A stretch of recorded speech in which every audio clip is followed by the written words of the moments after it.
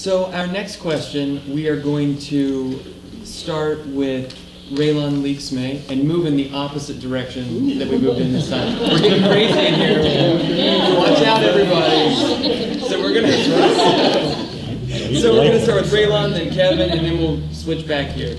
And if anyone gets confused along the way, you can ask, and I'll be more than happy to help you. Signal. So we had 3 questions that were verbatim the exact same question. And the question is, what is your most meaningful endorsement?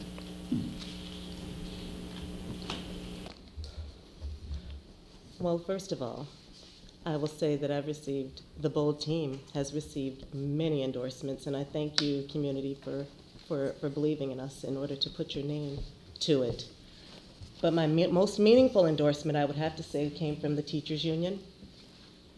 The teachers make up they are a huge foundation of this district, and for them to have placed that confidence in me, for them to have heard my message and believed what I was telling them, I was honored and I'm humbled.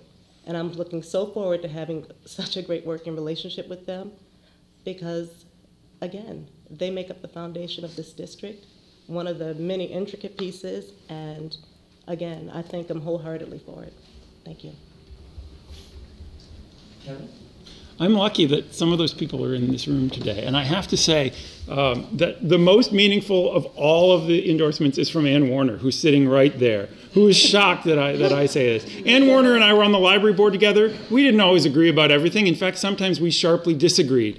But we managed to overcome those differences. We managed to work together, even when we disagreed sharply, to get this thing done. And not only Ann Warner, but John Starrett and Jim O'Donnell, and every single person that I was on the library board with has endorsed my candidacy and the Bold candidacy, along with both of the executive directors that we've worked with. That says to me that we did this as part of a team, and that there is recognition by those folks that I worked with that I know how to work as a team. So I am deeply thankful to all of them. And I'm thankful not only for their endorsement, but I am thankful to 5 incredible years of working together with them to make something this magnificent. The other endorsement that I'm really proud of is actually the endorsement of every single member of the Ferndale City Council and almost every single member of the Pleasant Ridge City Council. Whenever you have people like Craig Covey and Scott Galloway, and I'd say and Tom Gagne, all with your signs in their lawn, either the universe is coming to an end or you've done something right. I'd like to prefer it's the latter. When Frank Rubino and Jason Krzyzak and Ann Perry all have the same signs in their lawn, I'd like to think that it's a sign that you're doing something right. And so, I know there's been talk of us being radical and inexperienced and all of those other things. And all I can say is, when you look at the kinds of people who've endorsed this entire Bold ticket, if we were radical, if we were inexperienced, if we had an agenda for only one school, these people wouldn't endorse us. They would run as far away from us as they possibly could, because none of those people believe in those things. So I take those endorsements as a sign that we're doing the right things, and there are amazing people better than I will ever be, who would like to see us on the school board. Thank you. Now we are going on to Katrina Collins. Okay, well, I'm going to go very personal here, and my most cherished or meaningful endorsement, it comes from my family. It comes from my husband. It comes from my children that have been students at Ferndale, my students that have gone from kindergarten through 12th grade, who now have friends that are voting age, and they all back me because they know that I do a wonderful job. They know that my whole heart is involved with the Ferndale schools. They know that every decision I make is made, I never make any decisions lightly. They know how much time I spend, reading documents and going to meetings, and so that is my most cherished or my most meaningful endorsement is my family, because they know. Thank you. Amy Butters. Okay, well, maybe I'm going to change mine now. It's not political. I will mention my very first political sign was made by my daughter. She's now 12. She did make, when I first decided, she did make a very lovely sign, Amy, for school board. And I do appreciate the support of my husband and my 3 girls. But my first answer, the one that I was thinking about talking about, is all of us bold candidates have been endorsed by a newspaper called Between the Lines. It's a newspaper that covers the LGBT community. And to me, that's a really meaningful endorsement, because I feel like that particular population of our community is one who hasn't always felt heard. And they haven't always felt like we think that they're interested in the schools, because of course, you know, we don't think that they have children, but they do have children. So many of our LGBT community members do have children. And even if they don't have children, they know that the schools are an important part of our community. And I really feel like my running mates and I have really tried to reach out to many different parts of the community, the Ferndale seniors, a couple of different seniors groups, the LGBT, different other groups throughout the whole school district. And so I really hold that one up as one that I'm proud of, because I feel like you know, we're going to be able to provide a voice for them if elected. Thank you. And so we're going to wrap down here to Keith Warnick. Thank you. I'll also state the FEA, although they don't actually endorse candidates, they do recommend candidates, and I was fortunate enough to receive a recommendation from their current president after our conversations we had a few weeks ago.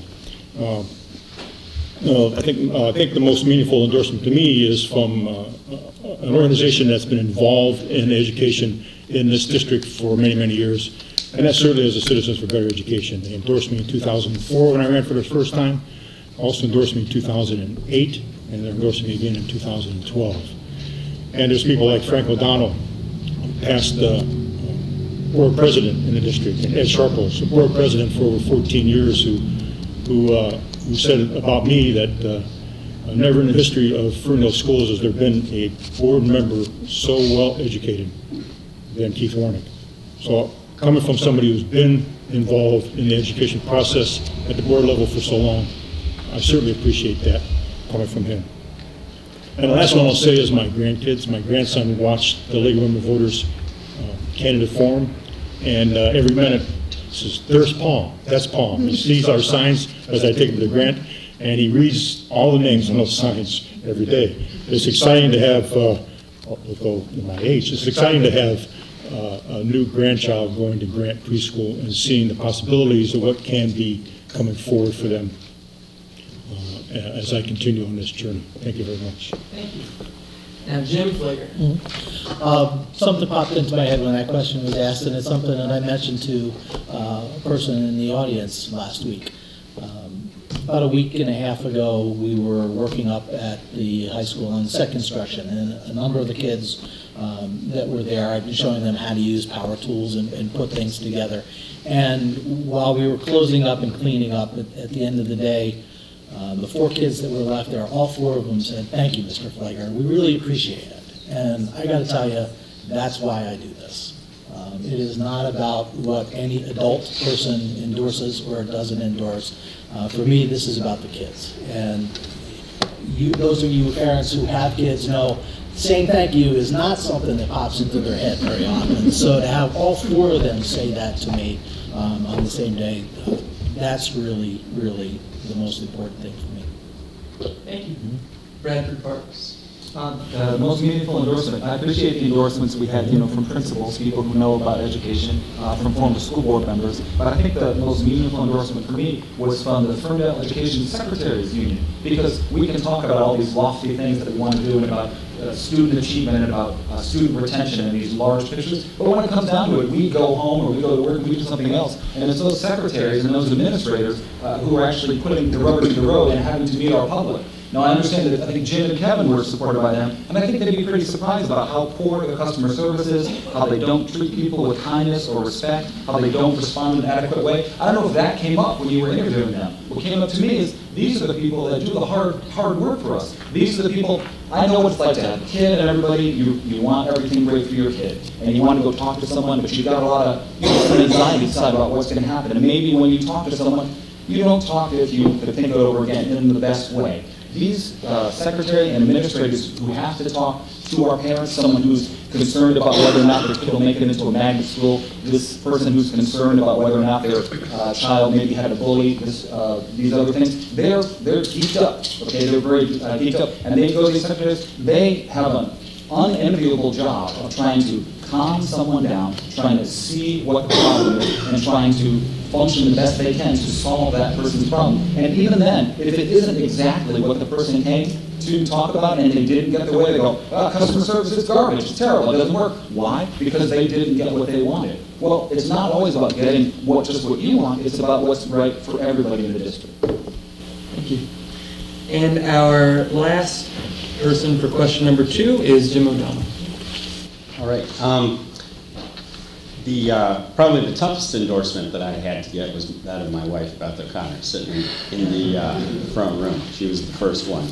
I certainly had to work the hardest, I think, and because of the hard work she does on the city council, work the hardest for the endorsement of Melanie Piana. She questioned me for over, more than once, over a period of several hours about how the school district and the city can work more closely together. Certainly, the and the institutional endorsements in terms of the teachers union, both the secretaries union and the teachers union have recommended me. And I just want to clarify something. I don't think it's the secretaries who have the customer service problem. Quite the contrary. They handle problems exceptionally well. Where the problems are ignored and customer service issues are the worst are when it is escalated up the chain of command through the administration and to the school board. Those particular people are not doing a good job of acknowledging the problems that we have, and therefore people don't feel heard if their problems aren't acknowledged. If simple apologies aren't made, that's a problem, and that's why people think that customer service is bad. Thank you. So now we're going to go into question number 3. We're going to move in the same direction as we moved this time, and we're going to begin with Katrina Collins. And the first question, well, the third question is, we got a couple questions on the same subject. Parent involvement is key to success of any program. What will you do to increase parental involvement? Well, I'm probably one of the most involved parents here. Parent involvement. With the 17 years that I have been a involved parent, I attend many meetings. I attend PTA meetings and stuff. And we're always asking for parent involvement. Any open house you go to, there are little, fill-out sheets to, say what you can do. Can you be involved from home? Can you be involved by sending out emails? Can you be involved at the actual events? I try my hardest to get parents involved. There's always seems to be a core parents that seem to do everything. We're always trying to invite those parents, to invite their friends to come help us. What other ways have I tried to get parents involved? When my kids first started at school, there wasn't even email. So now I get everybody's email address so that I can get parents to be involved. There's Facebook. Every single group seems to have a Facebook page inviting parents to come help. Just spreading the good word about how fun it is to go on a field trip, how fun it is to help in the classroom, how fun, like the first week of school, I went over to Roosevelt and helped at their family fun day. And there were a lot of parents there involved, but just telling them how much fun it was to do all these activities with I was with a 3rd grade class. Spreading the good word about how good it makes you feel to volunteer. Thank you. Next, Amy Butters. As far as parental involvement, again, it's all about communication with me. I think that it's important to, yes, make it known through various means, through email, through Facebook, through meetings, through backpack flyers home, reaching people in several of those different capacities. First of all, that's something, communicating to them what the needs are, needs to really happen. I'm a big believer in, when you're recruiting volunteers for anything, is to match people up with what they like to do and match them up with what they're good at doing. I had, just this last 2 weekends ago at the Fall Festival, at Kennedy, they have what they call a boutique, and it's a face painting room, basically. And that room has been run by one mother in particular for several years. And this year she didn't do it. And they got a few people to do it who hadn't done it before, and one was this dad who lives down the street from me, and there is absolutely no way you would have ever told me that that's something that he knows how to do. But it was so cool that he was in there. I was in there and I was watching him do it, and it was so cool to see, you know, and I think that's one thing, is that we need to really get to know our fellow parents and to know what they like to do and their hidden talents and things that maybe they like to do that they don't get to do very often. So I think that's a big key also. And then the other thing that's really, really important is, when you do get parents to come and volunteer, make sure we thank them and make sure we really show our appreciation for them, because there are some people who, you know, they need that little pat on the back. They really do. And I think they're not going to come back again if they don't feel appreciated. And so those are the things that I would do. Thank you. Keith Warnick. What would I do to increase parent involvement? Well, being a longtime PTA member, I know exactly what that is. And we have to work with our parent groups, our PTAs, African American Parent Network, to help them understand what parents need in order to get involved. And there's a lot of processes for that. Over the last several months, as board president, I've been trying to put together a rolling schedule of board members to attend city council commission meetings and our PTA and African American Parent Network meetings. Unfortunately, with the campaign, it's kind of been on the back burner, but it's close to being finished. I also recently met with the Ferndale District Ambassadors to see if they could help us and spread the word out for legislative initiatives that are going to be coming up over the next several months. They have a network of parents already, and that connection would be ideal for our normal or regular citizens to get more involved in the legislative process in Lansing, and how we can stop some of the bad legislation coming along. So those are a couple areas that I think we need to address, and we will be addressing. Thank you. Thank you. Jim Flager. There's a couple ways. One, I think you demonstrate, you get parent involvement by being involved yourself.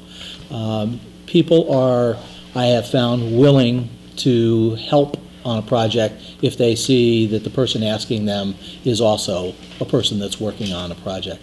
The school board recently, since I've been on the board, increased the number of citizen volunteer openings on each one of the committees that have citizen volunteers, in order to try to get more involvement and input from parents. But I think at the end of the day, in all the volunteer activities that I've had, you have to ask. And that's the best way to get people. It's a one-on-one approach to say, hey, I need help with this, or we need help with this, or the kids need help with this. I've got, since I had to be here, I've got Chuck Gettert and Mike Greer. Both of them are parents who don't have kids that are in the play this year. But they're up there working on the set right now because I asked. And because they're interested parents, they said yes. So that's the way you do it. It's a one-on-one approach is the best way. Thank you. Bradford Parks. Yeah, parent involvement, that's the $15 million question. I've been doing PTA stuff for like 10 years now, and it's very difficult. You'll get people who write you and go, I didn't like this thing that happened at the June fair. You should do it differently. We go, okay, that's a good idea. You know, we could change that. Do you want to help us? I'm sorry, I'm too busy to help. But I do have time to tell you what you're doing wrong. But I'm sorry, I'm just too busy to try to help. So it's so difficult to reach out to people. it's not difficult to reach out to people, but you reach out, as we mentioned, in so many different ways. You can use email, you can do text, you can do Facebook, you can get robocalls, and yet sometimes people don't pick up. We had a big Halloween party, it's an annual Halloween party over at Coolidge, 500 kids for the Roosevelt and Coolidge people. We send out email after email, hey, we need scary desserts for the Halloween party. I run into someone in the hall and go, hey, you bringing your scary dessert? Oh, do you need scary desserts? Well, did you see the email? Oh yeah, I saw it. I just didn't connect the idea that you said we need scary desserts with actually bringing a scary dessert. So I find a good thing that works is, once again, the personal touch. We tried for Roosevelt and Coolidge a parent dinner party, a rotating parent dinner party. Booze always helps to get people to volunteer, so we go from house to house. It's a good way to get people involved. If they talk to someone else and say, hey, they're good to work with, give them a little time. I think that's the best way to do it. But you have to keep working on it, keep hacking away at it. It is the $10 million question. Thank you. Jim O'Donnell. Well, first I maybe want to expand the question a little bit, because I think it's also important to get the whole community involved, not just parents. And the ways you do that are really the same. You do that by making personal invitations and following up with people directly, as well as using some of the electronic means that are available. People need to see that you sincerely express gratitude when they do volunteer. And you talk to them about their experiences in volunteering. How could they be made better? How can they feel more comfortable in volunteering? How can, what would bring them back in? And by doing that, even if they don't want to participate in crafting the solutions to whatever their issues are, you do make it more likely that they're going to come back, or that people like them will come back and volunteer. It's also important to try to expand leadership.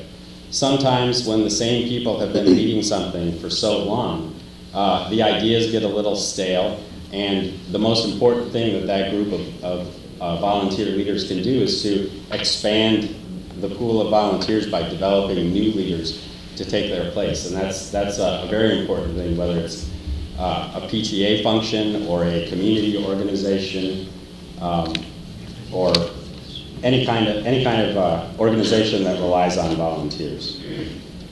In this campaign, the other thing that has really energized our volunteers, and we do have a lot of them, dozens of them volunteering, is you communicate the stake. You communicate the stakes of what their involvement is, and that matters to people. There's stakes toward getting people involved in their schools, and we need to do a better job across the board in that. Thank you. Raylan Leaks-May. Well, as far as parental volunteers, I like to go back to the story of when my children were at Grant. And I remember being approached by a committee asking me, can you do this? And I'm thinking, no, I'm too busy, I can't do it. So my advice as far as how to get parents involved is to start slow and then gradually increase the request, because that's how they got me, and I've never stopped. And I enjoy it thoroughly because it's for the kids, and I love being able to enrich their lives somehow. I will also like to say that Jim touched on it as well, leaderships. I'm not even on this board yet, but let me tell you that the people I've met in this community, I'm already looking to them for committees that they can be on. We have so much talent here, and I've taken names, contact numbers, because I want to keep in touch with these people and let them know that you can have a place and you can have a voice at the board level, and that we want you. So, again, start slow, gradually increase it, and pretty soon you'll have a network of parents that just want to be involved. Thank you. Thank you. And last we have Kevin Deegan-Krause. Thanks. I want to think about this maybe at a systemic level for a second, and to maybe suggest that there are two issues that are involved. One is parental involvement in the classroom, and the other is parental involvement in the district as a whole. On that latter question, I think we've seen that people are invited, and that all of the people on this table are inviting to those, and they use clever tactics and ways of getting people involved and getting people to be engaged. Sometimes I think, though, that that invitation to parental involvement stops when you get to the district-wide level. It stops when you get to the board level. And yes, there are board openings, and people do take those board openings. But anyone who's ever been to a school board meeting knows that it's kind of an intimidating process, that instead of being nice and close to the people who you're talking to, they're pretty far back. Someone described it as a kind of no man's land that's in between the board and the population. You got to fill out a comment card. You got to stand up in line at a podium. I think there are lots of ways that we can get people more directly involved with the actual governance. And part of that, as Jim said, is just letting them know that we care, that we want them to be involved in that higher level. The other is involvement in classrooms, and I come from a school that is rich in volunteers. But over the last year, I've actually done quite a bit of my volunteering, not at Kennedy, but at Roosevelt. And I think that anything that we can do to allow and encourage that kind of volunteering across our various schools, because it's not just about one school or another, but to encourage parents that have the ability, no matter which school they're at, to get involved at schools where there is need, where it's more difficult to mobilize parents because they're working 2 jobs or they're single parents or any other circumstances. I think the more that we can do to unify our schools, to break down that old and now needless wall between Roosevelt and Kennedy and Coolidge, and to allow those groups to work together, which the PTAs have been doing, and I'm really excited about, I think that we can actually take some of the wealth of the district and apply it in those areas where there's the greatest need for the district. Thank you. So we are going to start our 4th question with Jim O'Donnell, and we're going to move in the same direction we've been moving in. And we've had several questions about the issue of school safety, including issues of background checks for staff. And so it's important to, I'm going to read a more specific question, but your answer to this question can touch on other safety issues involved in the Ferndale Public School System. What would you advocate to be done regarding resident concerns over ongoing incidents at Taft? Okay.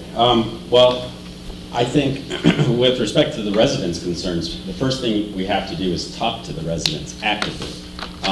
I think we tried to hold, the school district tried to hold one community meeting before the Digital Learning Center was expanded at Taft, or instituted. And I say expanded because one of the things that's happened now is there are now more students coming to that school, not all on the same day for a structured regular school day, but the plan is, to have them there around 2.5 days a week. So you have to actively reach out. They're the same sorts of things that we've been trying to do over the past few months. You reach out to people, you knock on their doors, you send them mail, you make sure that you're holding several meetings at several different times so that the residents are engaged in that. Now, with respect to school safety more generally, it can be in the halls that people have concerns or in classrooms that are disruptive. I know that people I've talked to have problems with bullying with their children. And I think we have pretty solid bullying policies in the school district, but we need to make sure that they are enforced and that they're enforced fairly and uniformly. Because improving that discipline not only improves the safety for the students at the school, it improves the ability of the teachers to teach their classes, and that's how we're ultimately going to improve academic achievement. Just getting back to Taft in a little bit, I think what I would have done differently if I were on the board is I would have, before I voted for that, I would have insisted on a detailed plan being presented to me before the vote was taken, rather than being held by the superintendent at the meeting and saying you could see it if you want to see it. Thank you. Raylon Leaks-May. Well, yes, there have been incidences at not just one school, but at other schools in the district. The one that I think we're referring to is probably the incident at Taft, and what I would have to say about that is that it's about, like Jim mentioned, it's about involving the community, building a relationship with the community, and we hearing your concerns. It's about collaboration. I will say that I know for a fact that Councilwoman Melanie Piana is going to start a community group in that area. I think we have to build a relationship with our police department, with the heads of the school, the principals of the school, because collectively we have to voice our concerns. And like Jim said, maybe this is something that happened rather quickly, but now that it has, we have to work with one another to figure out how we can make this better. Our programs are great here, but if we don't communicate with one another, and if we don't dispel this fear or this negative mark that is placed on the schools at some point, then I don't see how we can move forward. It's about communication. It's about hearing your concerns. It's about collaborating at a board level with the group and coming up with what's the best for the district. And safety is a concern for all of us. I have children in the district too. But I must tell you that when something does come up, I'm pleased to say that usually, more often than not, I'm informed about it. And I'm pleased with the response in that aspect. Thank you. Thank you. Kevin Deegan-Krause. My concerns cut to the heart of the Digital Learning Center overall. And the first thing that I want to say is Ferndale has a long tradition of alternative and adult education. So my concern isn't that we remove those or do anything other than, in a sense, the kinds of things that we're doing. But as an educator, I want to see that they're done well. My initial concern was, can you do a blended or online model well? And my initial reaction was no. So I called a lot of people. One of the things that I do as an academic is to talk to other people who study things so that I don't have to reinvent the wheel. So I want to know where the data is, and I want to know what people are saying. So I've talked to people at Michigan State, at Western Michigan, and there actually turns out to be a guy at Wayne State named Michael Barber who studies this stuff for a living. So I asked him about it, and he said, well, these kinds of blended programs, these online programs, they're not as bad as you might think. They can actually achieve certain goals. They can help students achieve certain test levels, but they have to be done right. So I asked him, what do you mean doing right? He said, well, I'll send you the PowerPoint that I just gave to the Texas State Legislature. And it's got 3 points. He said, local support is critical. What do we know? He said, local support is critical. Smaller targeted programs have been shown to have the best results. And managed growth has presented academic missteps. We've started a program with very little local support and very little local student body. We started with the largest possible program, over 1,000 students instead of most schools, which started much, much smaller, and the average program in this area is around 200 or 250. And that managed growth has prevented those academic missteps. We started at 1,000.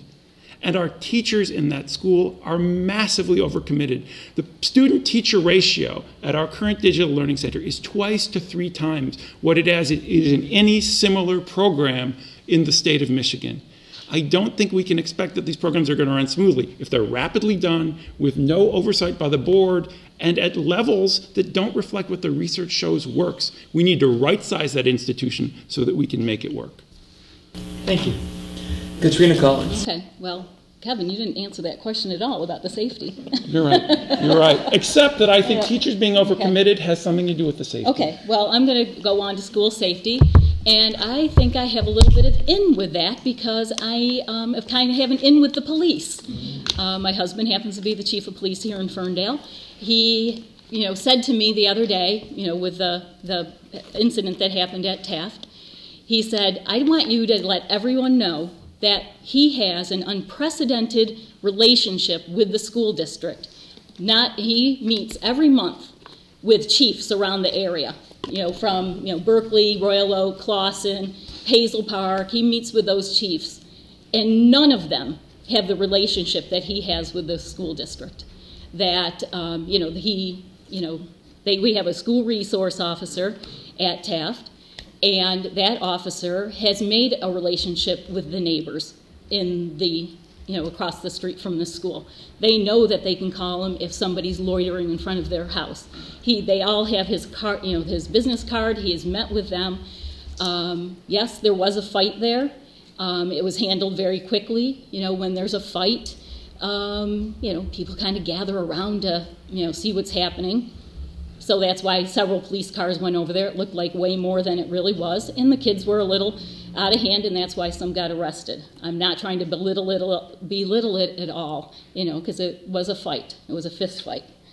And then somebody said something about school safety background checks. All of the staff has to have background checks. There's a company that, you know, that does the background checks for them. So I don't know why that was a question. And I know there was a little incident where somebody had used a wrong ID. They were like brothers that looked very similar to each other, and one had used somebody else's ID, but it was caught.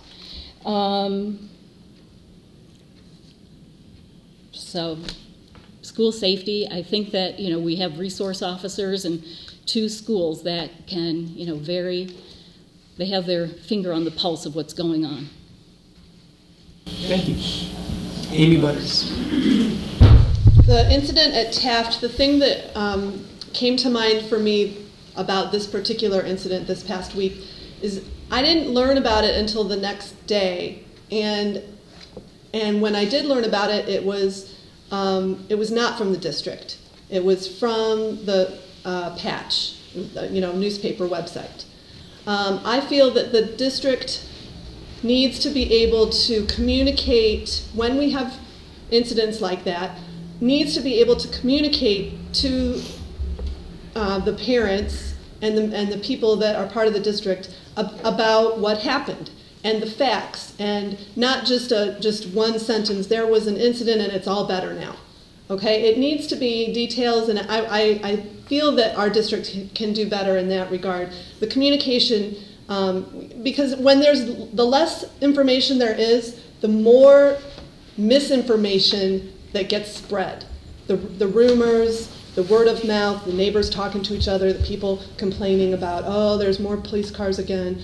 And I feel that the district could be more proactive to make that, to manage that situation better, crisis management, or however you want to call it. The other thing about safety in the schools, it's so hugely related to retention.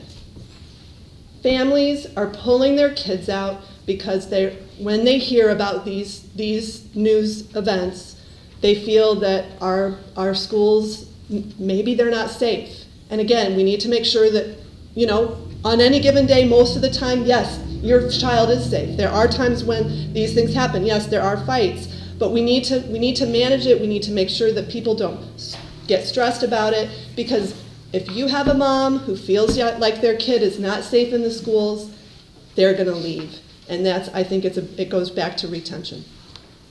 Thank you. Keith Warnick. Can I ask you to read the exact question again, please? The question was, so there were some general, you know, questions about safety. Background checks, I understand that. And the specific question was, what would you advocate be done regarding resident concerns over ongoing incidents at Taft? I think, as you've heard other people say, Katrina in particular, that building, we've had ongoing community tea or coffees for several years. Once we brought Gary Safai in as our operations director to oversee adult and alternative ed, he initiated those every other month coffees and teas. And we've had a few residents that attend those. Sometimes they've been canceled because nobody showed up. But we continue to let the neighborhood know through flyers and so forth what's going on. With the change to the Digital Learning Center, it's a twofold advantage. One was to engage the students in a better manner than what they were being engaged before, to help bring their achievement levels up. And secondly was to minimize the number of students in that building on a daily basis, which we've done.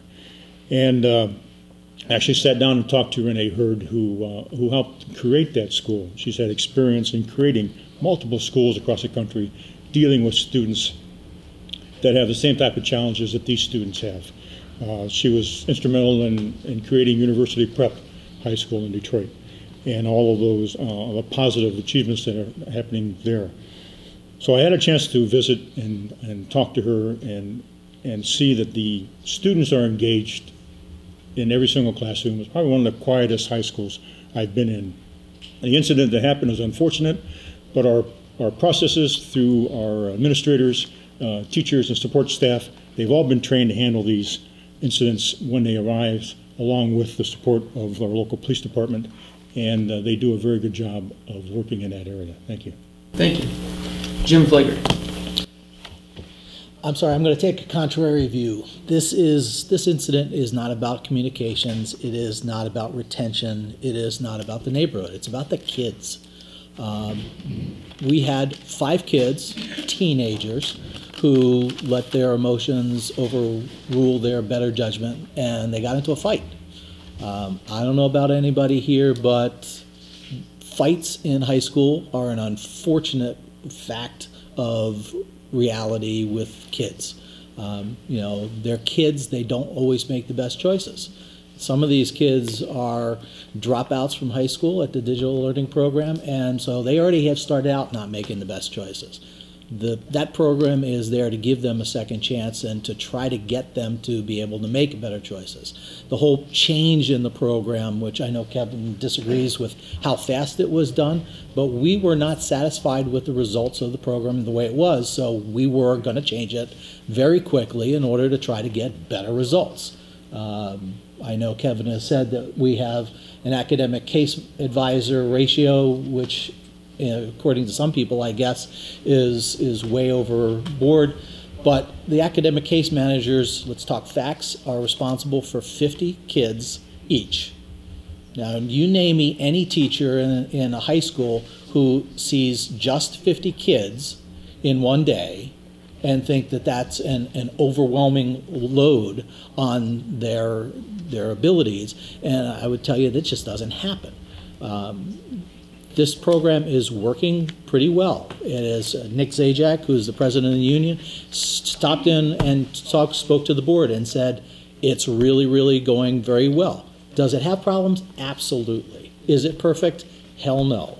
But it is a better solution for those kids, and they deserve an education. They deserve a second chance. Thank you. Bradford Parks. Yeah, I saw the news about the fight that had happened at the school, and you know, when it happens, as a Ferndale resident, I'm sure you feel the same way. You look and you go, man, don't these kids understand? Because they don't. You ask yourself, aren't they mature enough to understand that what they did, even if it's just a small thing like a fight, what is that, like 0.4% of the entire school? If they just have this fight, unfortunately, like Amy mentioned, it ripples out. People wonder why if only they can make the mature choices. But what we have to realize, these kids at the digital high school, their education is not only an academic education, but it's a social education. These are kids that fell through the cracks out of regular K through 12 education, and this is a second chance for them. They're digital caseworkers. They're not as much traditional teachers. The digital caseworkers at DHS, they don't do lesson plans. They don't do direct instruction. It's a different situation. What they do is they work as almost like a life coach with these kids. These kids have problems or they wouldn't be at this school. They work to make sure, hey, do you have food? Do you have shelter? If you have a kid, is your kid covered? Do we have daycare for your child? Are you able to concentrate on the things you need to concentrate on so that you can get your high school education? And that's the approach that the digital high school takes. It's a good approach. As Jim mentioned, these kids, they deserve a second chance. When we hear from the teachers union, when we hear from the principals, when we hear from the students, we hear very positive things. It's just a shame that one incident has to sully the reputation of a new kind of school with a new approach, and that seems to be working very well.